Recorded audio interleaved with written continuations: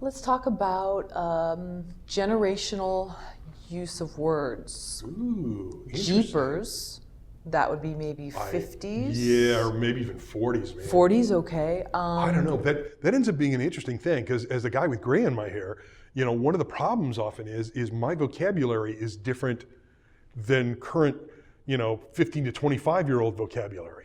And so part of that is you kind of have to remain a little current into what's going on in the world and Sure. Listen to slang. That there's two theories on slang, and one is to basically keep current with how people are speaking, which whether that is actually going down to the mall with do people go to a mall anymore? That's dated right there, huh? I think that's an 80s. thing. That's Fast Malls Times are at 80s. Ridgemont High. But anyway, go down to wherever the young people, go down to your skate park, there you and go. record people and figure out what the slang is.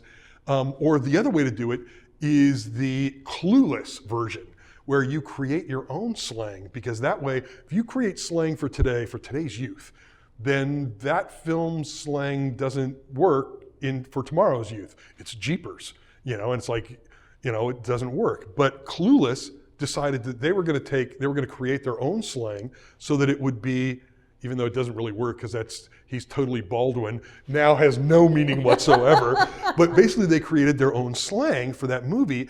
And by creating their own slang, they came up with something that we hadn't heard before.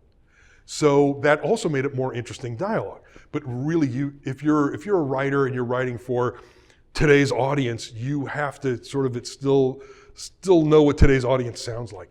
And that deals with stories as well, just the story concepts, because it's like I know a writer who's my age who is still writing movies for Julie Andrews, and that's never going to happen. It's like you can write for the past, and the past, unless you have a time machine, you can't sell that script. For me, I grew up watching 70s movies, and gritty 70s movies are great, but I don't own a time machine. I can't go, if I wrote one, I can't really go back and sell it. So even though I still might write one of those, just for my own personal, those are tough sales. They do every once in a while pop through, and I think part of that ends up being they're based on a novel. So who is it?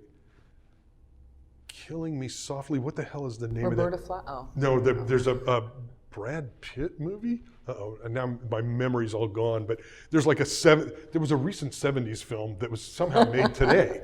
And it was a crime film. It was totally had the gritty feel, had the same sort of a 70s feel, but those are so few and far between. Writing for the wrong time period is a mistake.